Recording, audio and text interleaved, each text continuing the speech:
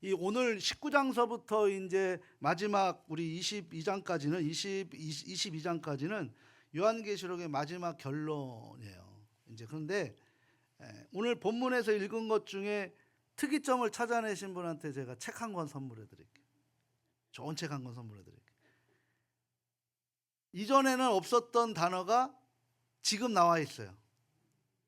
뭘까요? 네? 퀴즈. 지금까지 없었던 단어가 이 본문에만 있어요. 우리 최선재 권사님 뭐라고? 아멘 할렐루야. 할렐루야. 이전에는 없어요. 이전에는 없었어. 성경에. 그러니까 드디어 요한계시록에 드디어 제가 이제 책 한 권 선물해 드릴게요. 이번 장부터는 찬양과 잔치가 이제 이야기가 되는데요. 그런데 주인공은 바로 신부, 그리스도의 신부된 우리. 그러니까 그리스도라는 것은 헬라어예요. 구약에서는 히브리어로 메시아라는 거예요. 우리는 구세주, 구원주라고 하는 거죠. 하나님은 우리가 그 자리에 우리가 자리에 초대되었고 어떤 잔치를 누리게 될 것인가에 대해서 지금 이 결론 부분에서 우리에게 말씀해 주고 있는 거예요. 그러니까 최후 승리할 때까지 우리는 이 신앙을 견고히 지켜야 한다라는 거죠. 먼저 오늘 본문의 신약 성경에서는 아까 말씀드렸던 단어가 나왔다고 그랬는데 우리 최순자 권사님 맞추셨어요? 바로 할렐루야. 이전에는 없었어요. 근데 우리 이제 할렐루야를 언제 써요? 만약에 이제 오늘 뭐 외부 강사님이 오셨다 그럼 제가 우리 강사님 할렐루야 할 때 힘차게 박수로 모십니다라고 하면서 할렐루야로 맞이합시다라고 얘기하잖아요. 그죠? 그렇게 서로 만나면 우리 어떻게 돼요? 장로님 만나면 아이고 할렐루야라고 이렇게 인사하지 않아요? 저만 해요? 인사의 대형으로 사용하고 있어요. 근데 그럼 할렐루야의 뜻을 아십니까? 하나님께 찬양한다. 그죠? 이 하나님께 찬양한다는 게 맞을까? 그 의미만 있을까? 오늘 그래서 인사의 대형으로 그럼 하나님께 찬양하는데 우리 서로 할렐루야 하면 안 되는 거잖아요. 이 의미를 알고 쓰셔야 돼. 알고. 할렐루야라는 것은 인사나 환영의 용어로 쓰는 그런 단어가 아닙니다. 할렐루야 하면은 이제 하나님께 찬양합시다 하는데 인사하고 무슨 의미가 있는 거예요. 그죠?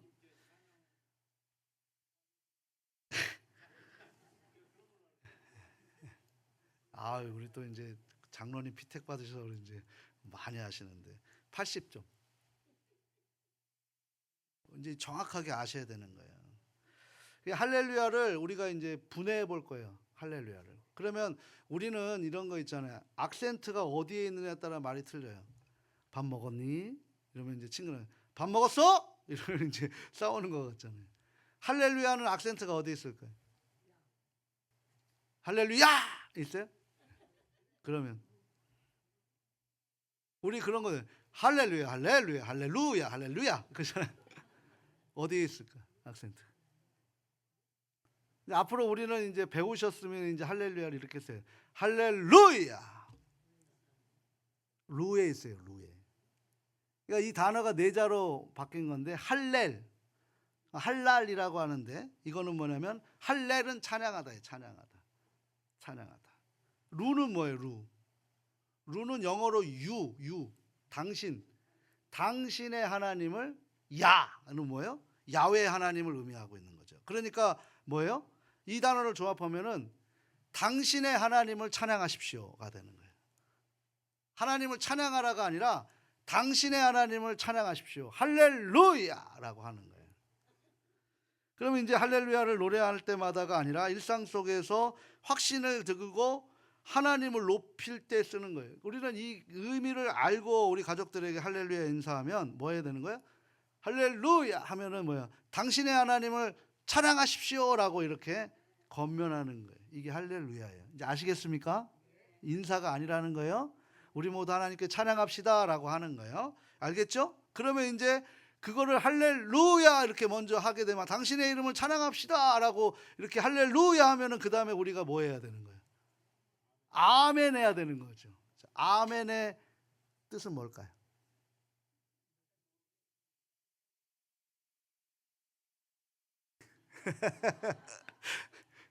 생각을 하면 안 되죠. 확신이 돼야 되는데. 그러니까 이제 우리가 이제 이런 용어들을 잘 알고 쓰셔야 되는 거예요. 그래서 의미를 모른 채 쓰게 되면 아무 가치가 없는 거예요. 말의 권세가 없게 되는 거죠. 옛날 부흥사들이, 옛날에 부흥회 때 부흥사 강사님들이 이 할렐루야 가지고 많이 이제 경험하셨을 텐데, 방언 받으라고 해서 할렐루야로 방언하라고 막 할렐루야를 수없이 반복하면 막 방언된 걸로 알잖아요. 그죠? 할렐루야 할렐루야 이렇게 되면 방언이라고 생각하잖아요. 그죠? 방언 맞아요? 그럼 내가 방언을 내가 하는 거네? 하나님이 주신 게 아니고. 방언을 하나님이 주셔야 내가 내 주체하지 못하고 혀를 뽑아도 막 방언이 나오는 거예요. 내가 하고 싶어서 하는 게 아니라. 기도도 내가 하는 게 아니라니까. 신앙생활도 내가 하는 게 아니야.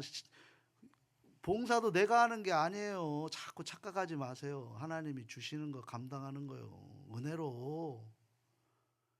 할렐루야 할렐루야 할렐루야 이런 방언이냐고. 그럼 방언을 어떻게 통역하실 거예요? 그 은사는 어떻게 우리가 해결할 수 있어요? 이렇게 사용하는 게, 그렇게 사용한단 말이에요. 그러니까 신약에서도 한 번 언급되지 않았던 이 단어가 오늘 본문에서 몇 번이나 사용되냐면 4번이나 사용돼요. 4번이나. 1절, 3절, 4절, 6절에서 사용됩니다. 먼저 1절 말씀 같이 한번 읽어볼까요? 같이 한번 읽습니다. 이 일 후에 내가 들으니 하나님의 허다한 무리의 큰 음성 같은 것이 있어 이르되 할렐루야, 구원과 영광과 능력이 우리 하나님께 있도다. 아멘. 우리 가족들 찬양 좋아하시죠? 우리 교회가 또 찬양을 또 좋아하는 그런 쪽에 속하는 그런 교회예요. 저도 찬양은 좋아하는데 자꾸 제가 찬양하면 그 트로트로 가다 보니까 저하고 좀 비슷한 분이 한 분 계시죠. 우리 너무나 아름답고 누구신지 아는데 제가 얘기 안 할 뿐이에요. 찬양을 하면 이게 트로트로 갔는데 뭐 트로트도 찬양하면 되지. 뭐 구자옥 목사님도 얼마나 은혜 받고 있는데, 그죠? 지금 입 가리고 웃으시는 분이 계세요. 자, 그런데 제 입에서 항상 트로트든 뭐든 흥얼흥얼 거리는 거, 이게 찬양이죠. 가족 여러분, 찬양의 뜻은 또 뭔지 아십니까? 찬양의 뜻. 이제 우리 이제 양육반을 이제 우리 공부하신 분들은 또 알죠. 자꾸 저기 질문하지 말고 그대로 하십시오라고 이렇게 민원이 들어왔는데, 뭐 오늘 성경 공부하는 날에 당연히 질문해야 되는 거니까. 찬양의 뜻 아세요? 찬양의 뜻. 아유, 센스 있게 먼저 또 튀어주네. 하나님을 칭찬한다라는 거예요. 칭찬한다. 자, 그러면 이제 이 칭찬에 대해서 어디 감히 피조물이 하나님을 칭찬할 수 있습니까? 이 불손하게라고 얘기할 수 있죠. 근데 이 칭찬의 개념을 잘 몰라서 그러는 거예요. 칭찬은 윗사람이 아랫사람에게 하는 게 칭찬이 아니에요. 상대방의 합당한 가치를 높일 때 칭찬인 거예요. 그러니까 우리는 이 칭찬과 칭송은 같은 의미인 거죠. 그러니까 우리는 하나님을 찬양한다라는 것은 뭐예요? 하나님의 놀라운 가치를 우리가 인정한다. 하나님 그것을 높입니다라고 할 때 찬양 올려드리는 거예요. 이게 찬양이에요. 내 목소리로 나 노래 잘하니까 내가 찬양하는 게 아니에요. 내가 노래 잘하니까 나 연습 안 하고 그냥 찬양대 서도 아무렇지 않아. 그거 찬양 아니에요. 노래예요. 그런 노래 하나님 받지 않으세요. 찬양은 예배 속의 가장 중요한 본질이에요. 찬양단과 찬양팀의 역할이 무엇인 줄 아세요? 오늘 말씀의 선포도 중요하지만 예배 자체 일방적으로 하나님 앞에 우리가 무엇을 주시는 시간이 아니라 쌍방으로 소통하는 시간이에요. 그래서 말씀도 기도하지 않고는 뽑혀지가 않아요. 찬양도 마찬가지예요. 우리 찬양단뿐만 아니라 찬양대 기도하지 않고 자신들의 스킬로 찬양하면 하나님 기뻐하지 않으셔요. 예배가 우선이에요. 예배가 우선. 본질이에요. 그걸 하나님이 그 가치를 인정하신다는 거예요. 우리가 하나님의 그 가치, 하나님의 일을 인정한다고 하나님 앞에 올려드리는 게 찬양이에요. 내가 뭐 노래를 잘해서 찬양이 아니라, 우리 찬양단과 찬양대 모든 찬양대는 노래 잘하는 찬양대가 아니라 영적인 찬양대 될 수 있기를 바랍니다. 영적인 찬양단 되기를 바랍니다. 그냥 부르고 가버리는 건 아무 의미 없어요. 오늘도 가신 분 있잖아. 찬양만 하고 무슨 의미가 있어요 이게? 의미 없어요. 하나님 기뻐하지 않으세요. 제가 오늘 강하게 합니다. 지금 속으로는 막 다리는 후들후들 걸려요. 이것이 어떻게 할까? 하나님이 지금 강하게 하라고 하시는 거예요. 하나님 믿고 가는 거죠. 우리는 허락받은 하나님의 은혜와 부어주신 은혜를 그 앞에 가치를 갖고 있는 거예요. 그러면 예배는 영어로 뭐예요? 워십이에요. 워십. 그죠? 그럼 worth라고 하는 가치 있는이라는 거. ship 뭐예요? 돌리다. 가치를 돌리는 게 예배예요. 예배. 하나님 앞에 하나님의 그 일하심의 그 가치를 우리가 몸소 올려드립니다가 예배예요. 워십이에요. 이게 워십. 그러니까 1절에서 할렐루야라고 하는 다음에 뭐가 나와요? 구원과 영광과 능력이 우리 하나님께 있다라고 고백을 하는 거예요. 그러니까 하나님은 할렐루야, 하나님은 찬송받으시고 하나님은 그 가치를 인정받으시는 분인데, 그래서 우리는 그 구원과 영광과 능력이 하나님께 있습니다라고 올려드리는 게 바로 예배이고 찬양이라는 거예요. 바로 그렇게 고백하는 거예요. 그게 할렐루야예요. 자, 그러면은 오늘 4절에 보게 되면 다른 때와 틀리게 3절과 1절과 또 몇 절이죠?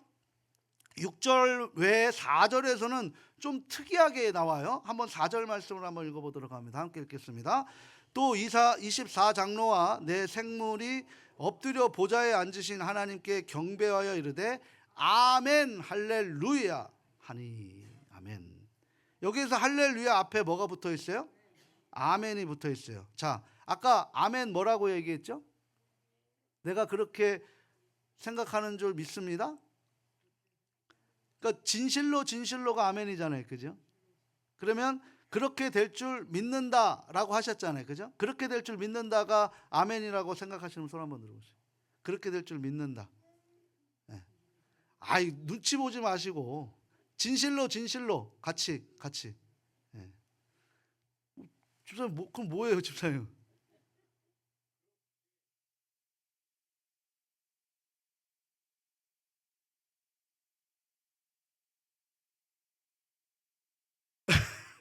될 줄로나 된 것으로 다른 게 있나? 그러니까 지금 그렇게 될 줄로 믿는다, 진실로, 아멘 맞아요? 80점.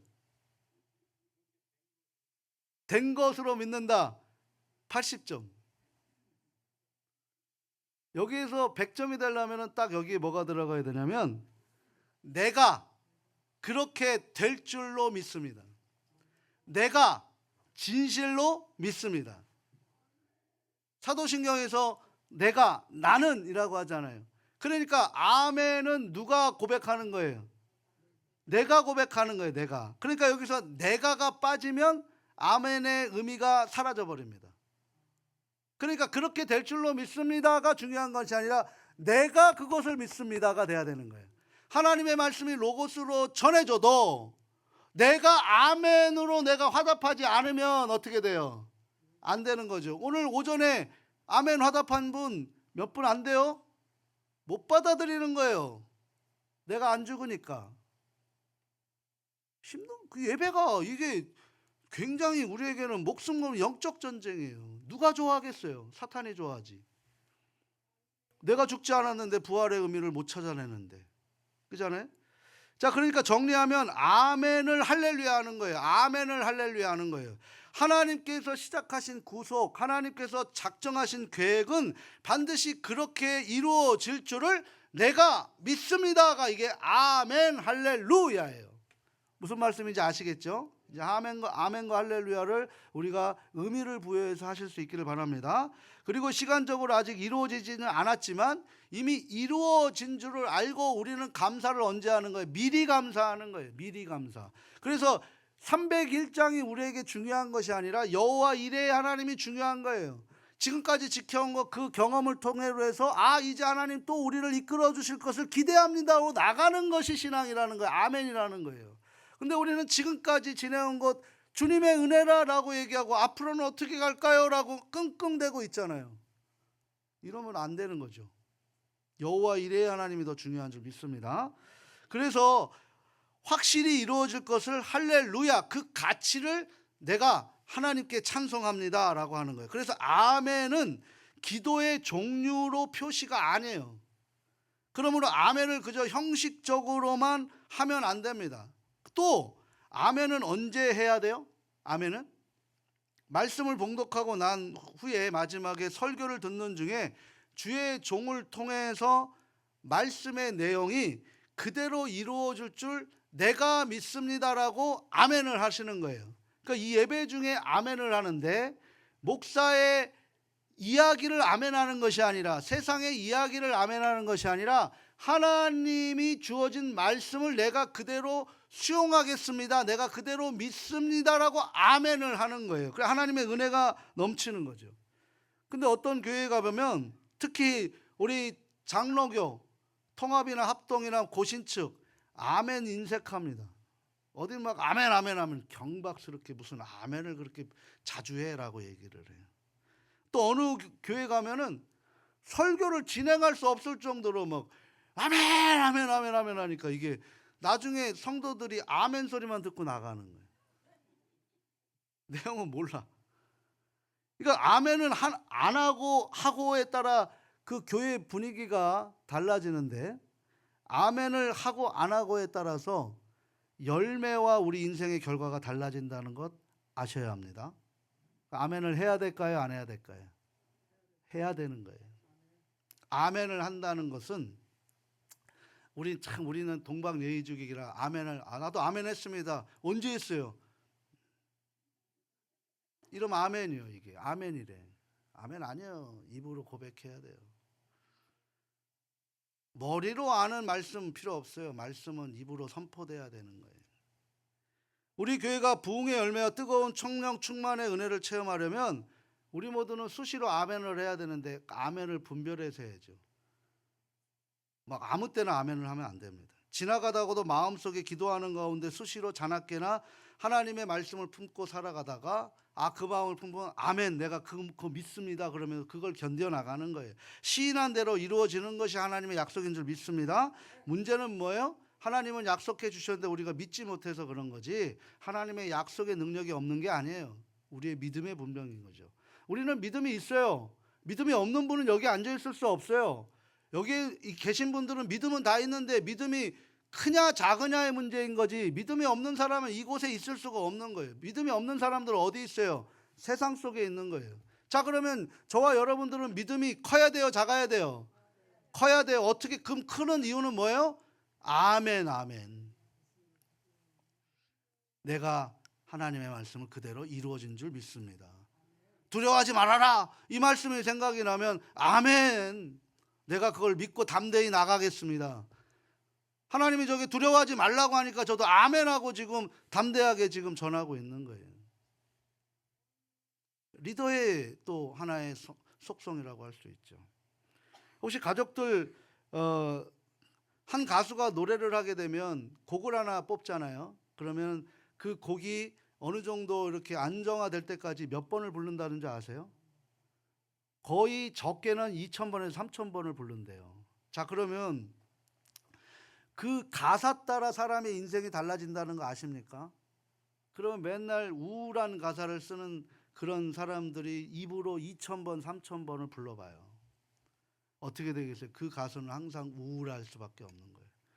그래서 언더그라운드 가도 좀 뭐 비가 내리네 막 이러는 거 부르는 사람들 있잖아요. 오래 못 산다니까. 이 말을 제가 왜 꺼내냐면, 일상 속에서 삶의 영역에서 하나님을 찬송할 때 그 찬송이 정말 내 생활 속에 세포화가 되고 체질화가 될 때, 그것을 평생 입으로 구원의 노래를 부르면, 하나님의 성호를 찬양하면 그 찬양이 그대로 그 인생을 몰아가기 시작합니다. 그러니까 지금 내 입에서 어떤 게 나와 있냐는 걸 생각해 봐야 돼요. 내가 힘들고 어려울 때 찬양의 소리를 하고 있는가, 아니면 부정의 소리를 하고 있는가, 불평의 소리를 하고 있는가, 이거를 점검해야지. 왜 엄한 하나님의 능력을 갖고 우리가 조율을 합니까? 그건 말도 안 되는 거예요. 그러니까 늘 우리 입술에 뭐가 떼어지면 안 돼요? 찬양이 떼어지면 안 되는 거예요. 찬양은 뭐예요? 하나님의 그 가치를 인정합니다. 이것을 우리가 날마다 음유라해서 우리가 찬양하는 거예요. 그러면서 그 안에 감정이 넉넉하게 이루어지고 있는 거예요. 이때 우리는 아멘 하며 내가 그것을 믿습니다. 이 찬양대로 이루어질 줄 믿습니다. 오늘도 우리가 찬양하면서 아버지 마음이 내 마음에 있는 줄 내가 믿습니다. 아멘 하고 하나님 앞에 화답하는 거예요. 바로 이것이 할렐루야 아멘의 의미인 줄 믿습니다. 오늘 할렐루야 아멘의 삶이 저와 우리 가족 모두에게 임하게 될 줄 믿습니다. 두 번째 단락을 들어가면 이제 오늘 말씀의 제목처럼 어린 양의 혼인 잔치의 비밀이 이제 넘어가는데요. 우리 7절 말씀 같이 한번 읽어보도록 합니다. 우리가 즐거워하고 크게 기뻐하며 그에게 영광을 돌리세 어린 양의 혼인 기약이 이르렀고 그의 아내가 자신을 준비하였으므로. 아멘. 그러니까 7절을 잘 보시면 이상한 표현이 또 하나 나와요. 뭐가 나옵니까? 혼인 기약이라 그래요. 혼인 기약. 혼인은 뭐예요? 혼인을 약속했다라는 거잖아요. 우리로 얘기하면 약혼이잖아요. 그죠? 약혼. 그러면 약혼한 사람을 부르는 명칭이 신부예요, 아내예요? 신부죠. 근데 여기 뭐라고 해요? 아내라고 하지 않아요? 그의 아내? 성경 이렇게 보면 너무 재밌지 않아요? 그죠? 저만 재밌나 보네. 그 약혼을 했는데 결혼은 안 했죠. 결혼은 안 해요. 결혼을 해야 아내예요. 자, 그런데 오늘 여기서 뭐라고 얘기해요? 신부가 아니라 아내라고 얘기해요. 신부는 헬라어로 눈페라고 해요. 눈페. 이 단어를 쓰는데 오늘 본문에서는 아내, 그네, 뭐 그나이, 구네, 그나이 뭐 이렇게 하나 더 표현해요. 아내, 구네, 그나이 이 표현을 썼단 말이에요. 그러니까 문장의 시제를 보게 되면 아직 혼인은 안 했어요. 약속만 한 거예요. 근데 기약이 이르렀다라고 성경은 이야기하고 있어요. 그럼 여기에서 왜 이 모순이 발생되었을까? 이를 확인하기 위해서는 유대인들의 결혼 예식에 대해서 우리가 알 필요가 있어요. 그런데요, 이 지구상에서 현존하는 나라들 중에 결혼식을 가장 복잡하게 하는 나라가 어디냐면 유대인들이에요. 유대민족들이에요. 유대인들이 결혼을 언제 이루어지냐면 유대인들은 13세가 되면 성년이 돼요. 성년식을 해요. 그래서 13세에서 18세 사이에 결혼을 합니다. 그런데 어디서 만나서 이 사람들이 교제를 하냐면 유대인들의 7대 절기가 있어요. 7대 절기는 성전으로 모이는 절기거든요. 이 7대 절기가 뭐예요? 첫 번째 유월절. 이제 유월절을 통해서 무교절, 초실절, 오순절, 나팔절, 대속제일, 초막절 이 7절기를 이렇게 만나서 축제를 해서 마을마다 모여서 이제 성지를 갈 수도 있지만 마을마다 모여서 축제를 하는데 그때 어떻게 돼요? 그 수많은 오고 가는 사람들 중에 이렇게 찌릿 이렇게 내 눈에 콩깍지가 끼는 여인을 발견하게 됩니다. 그러면 남자가 인척 중에, 그러니까 아버지는 아니에요, 가까운 인척 중에 한 분을 데리고 그 신부의 집에 찾아가요. 그래서 신부 그 마주친 여인을 이제 그 여인을 내가 사모하다라고 증인으로 그 여인의 남자의 친척을 한번 데려갑니다.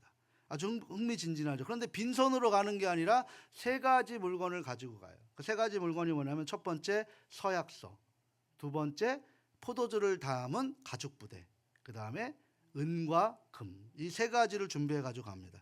신부를 돈으로 사는 그런 개념이 아니라 하나의 세레머니예요. 근데 신부를 값으로 정하기 위해서 은과 금을 가지고 아직 신랑이 아닌 남자가 친척 어른을 대동하고 신부의 집에 찾아갑니다. 이게 혼인잔치의 시작이에요. 우리 옛날에 우리 어른들도 신랑 얼굴 안 보고 위에 아버지 때에서 우리 결혼합시다라고 해서 그냥 결혼시키신 분도 계시죠. 신랑 신부 혼인식에서 보신 분들도 계시죠. 그런 경험 있으시죠. 우린 다 연애만 하셨어요?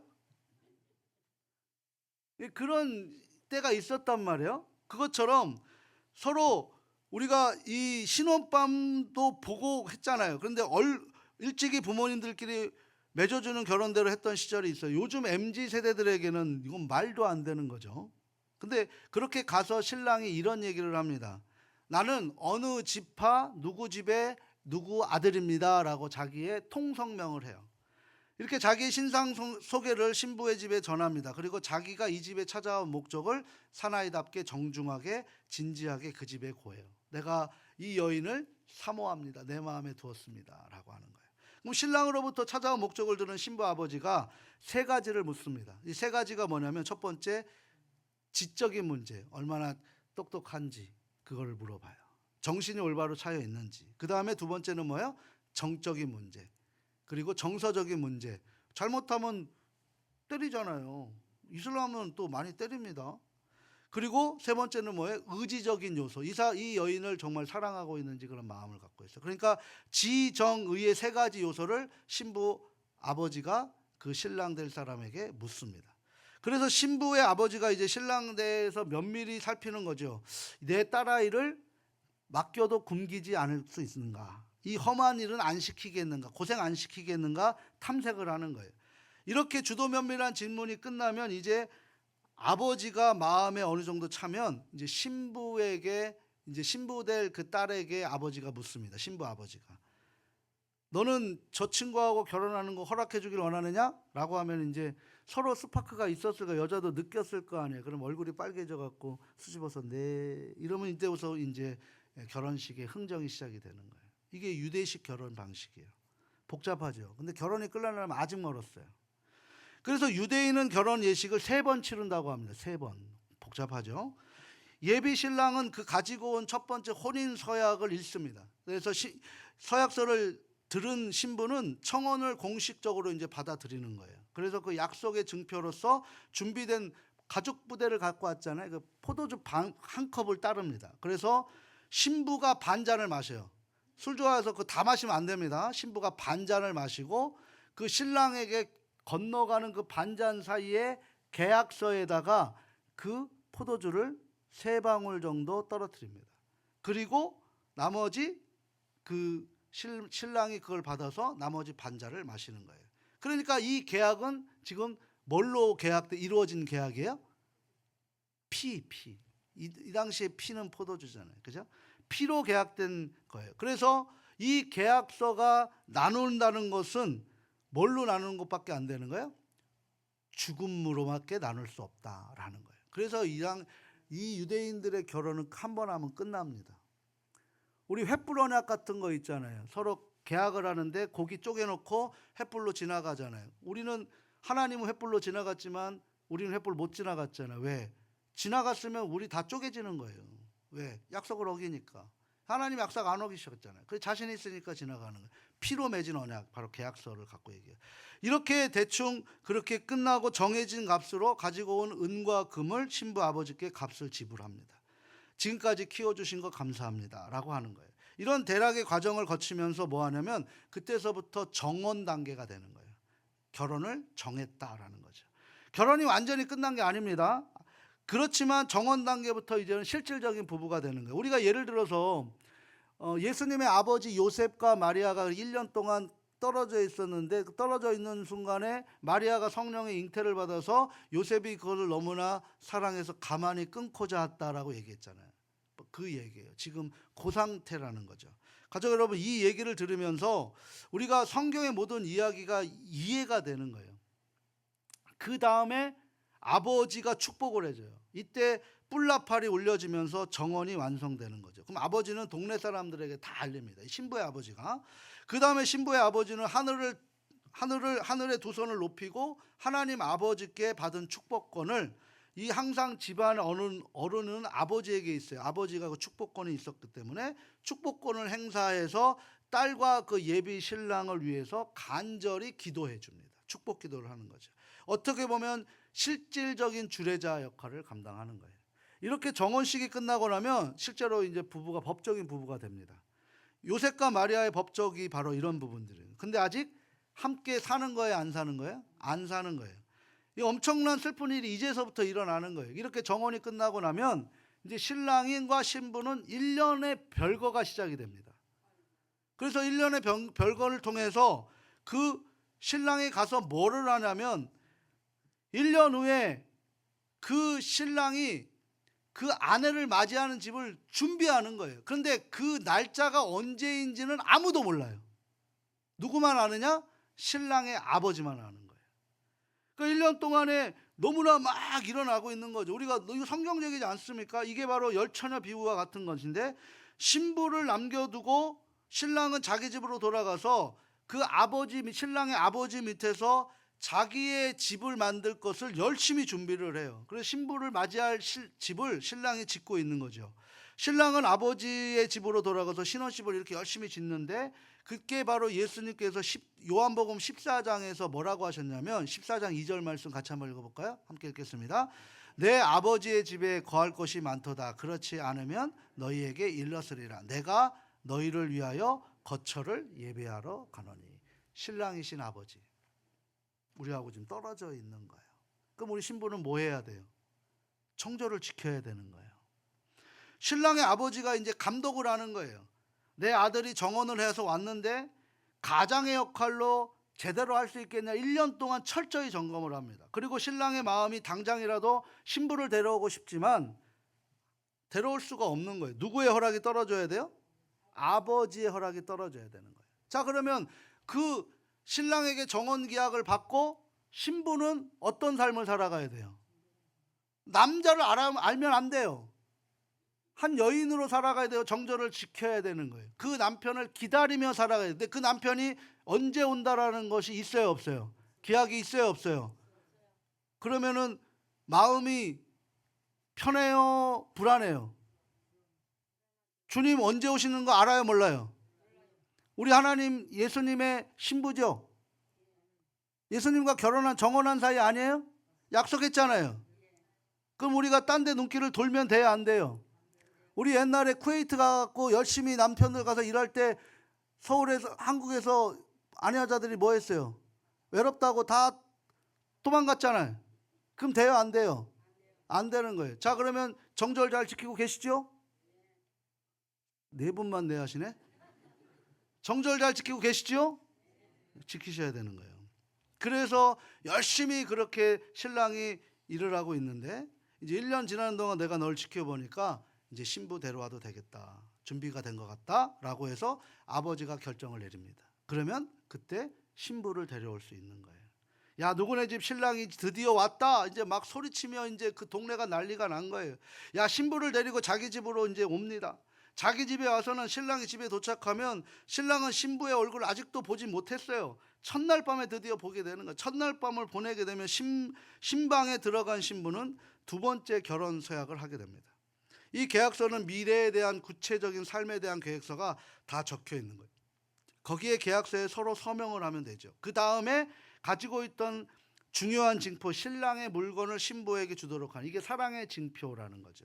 드디어 거기서 사랑과 감사가 표시됩니다. 이후에 신랑은 구체적인 삶의 미래에 대한 계획이 기록되어 있는 두 번째 계약서를 신부에게 넘겨주고 받으면서 두 사람은 드디어 이제 합방을 하게 되는 거예요. 그리고 날이 밝아요. 날이 밝으면 어떤 일이 벌어지냐면, 잠든 신부의 얼굴을 바라보면서 신랑이 문 밖에서 신부는 순결하였습니다 라고 마을 사람들에게 선포하는 거예요. 증표를 보이는 거죠. 드디어 이 결혼은 완성이 되면서 한 주간의 잔치가 벌어지는 거예요. 우리 요한복음 2장에 보면 가나 혼인 잔치 아시죠?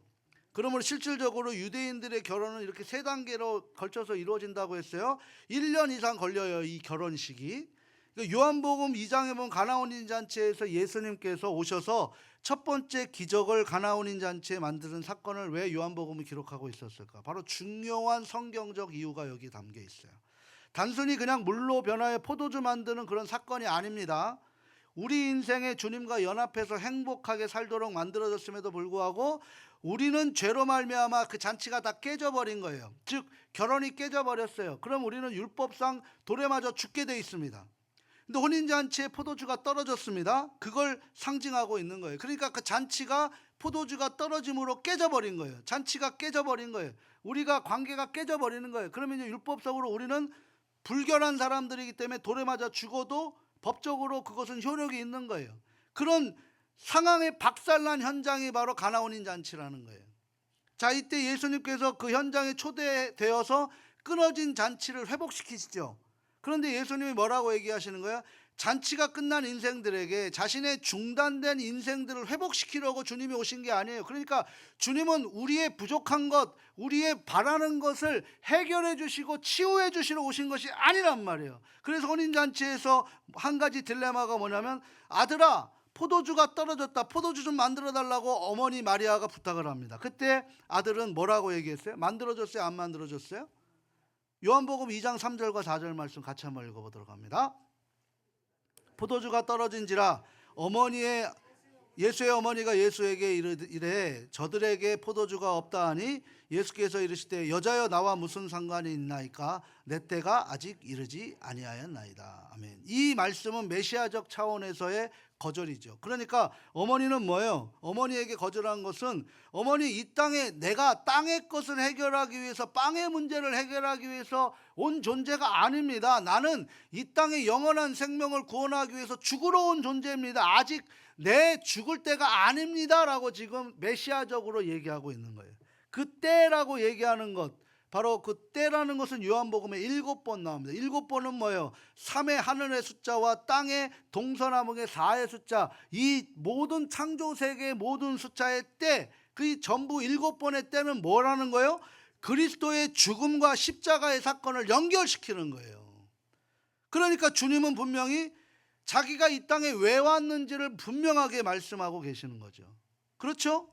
또 만들었죠. 그런데 그 역시 만드는 것은 어머니의 부탁에 대응의 차원이 아니라 내가 무엇 때문에 여기에 왔는지 그 표적으로 보여주는 가나 혼인잔치의 첫 표적이 뭘까요? 잔치가 끊어졌어요. 이제 우리가 그러니까 순결이 깨져버렸어요. 이런 끊어진 인생에, 잔치가 있어야 되는 인생에, 기쁨이 넘쳐야 되는 인생에 포도주는 결혼식을 아주 중요하게 만들어주는 상징이죠. 그런데 이 포도주는 기쁨의 상징이기 때문에 이 잔치의 기쁨을 잃어버린 그들에게 진정한 기쁨인 예수님의 보혈의 피가 그들에게 임함으로써 이전에 한 번도 맛보지 못했던 포도주보다 너무나 좋은 포도주로 우리에게 임했다라고 하면서 그 잔치에 찢어지고 깨진 잔치에 예수님의 첫 번째 그 보혈의 피로 물이 변화의 피가 되어서 그 잔치가 천국 잔치로 바뀌는 게 바로 가나 혼인 잔치의 그 의미라고 할 수 있어요. 그러니까 유대인의 결혼은 정혼 상태에서 1년의 별거가 있고, 그리고 신랑의 아버지의 명령하에 신부의 집으로 데려온다고 했어요. 이제 저와 여러분이 남은 시간 그러면 뭐를 해야 될까요? 이미 하나님께서 우리를 찍으셨어. 예수님을 만났죠. 그리고 예수님이 찾아오셔서 우리에게 약속해 주셨어요. 다시 오겠다. 그래, 하나님이 이제 허락하시는 날에 우리의 잔치가, 우리의 결혼이 끝납니다. 자, 그러면 신랑이 우리를 데리러 오는 그 시간 우리가 남아있는 일이 뭐예요? 우리가 오늘 옳은 신앙생활을 하고 있다면 우리를 데려오신 신랑을 매일 그리워하고 사모하고 보고 싶다고 애타게 기다려야 하는 게 진심 어린 우리의 태도입니다. 그런데 오면 오고 안 오면 안 오고 하는 그런 태도로 신부의 자세가 아니라는 거죠. 옳은 사랑의 관계도 아닙니다. 신랑이 오는 것을 두려워하는 사람도 있겠죠. 어떤 사람입니까? 지금 삶을 잘못 살고 있는 사람들이겠죠. 그러하게 신부된 우리가 매일매일 신부의 수업을 받고 있어야 합니다. 신부의 수업을 잘 받아야 돼요. 그 신부의 수업이 뭐예요? 바로 예배예요. 기도예요. 말씀 묵상이에요. 예수님이 어떤 마음에 어떤 상태로 오시고 무슨 음식을 좋아하시는 그 신부 수업을 갖고 있는 거죠. 그 집의 가풍이 무엇이고 예절은 어떻고 예수님의 아버지이신 하나님의 성품은 어떤지, 이런 신부 수업의 매뉴얼이 다 어디 있다는 거예요? 바로 66권 성경에 있다는 거예요. 자, 그러면 이 성경은 신랑이신 예수님이 이 땅에 오실 때까지 신부 수업을 하기 위한, 혼전 순결을 지키기 위한 그런 매뉴얼이라는 거예요. 너무 감동되지 않습니까? 이 서약서에 포도주 반잔을 마시고 몇 방울 떨어뜨림으로써 이 성경에 지금 예수님의 포도주 핏방울이 묻어 있다라는 사실 모르십니까? 그걸 떨어뜨림으로써 이제 부부가 인정이 됐고, 십자가에서 피 흘렸던 그 예수님을 우리가 기다리고 있는 순결함으로 살아가야 되는 것이 바로 마지막 때의 어린 양의 혼인잔치의 이 말씀인 줄 믿습니다. 사랑하고 소중하고 존경하는 가족 여러분, 오늘 아무리 힘들고 고단하고 어려울지라도 우리 신랑이신 예수님 오시면 모든 거 다 해결된 줄 압니다. 오늘 우리가 해야 되는 건 뭐예요? 기다림이에요, 기다림.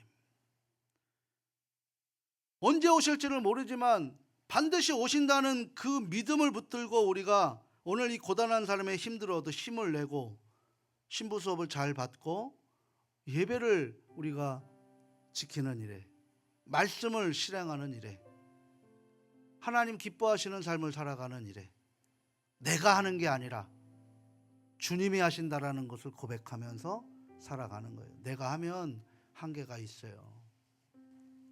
내가 하면 사람 눈치 봐요. 그러지 맙시다. 하나님 눈치 보면서 담대하게 나갑시다. 하나님은 우리를 지켜주실 줄 믿습니다.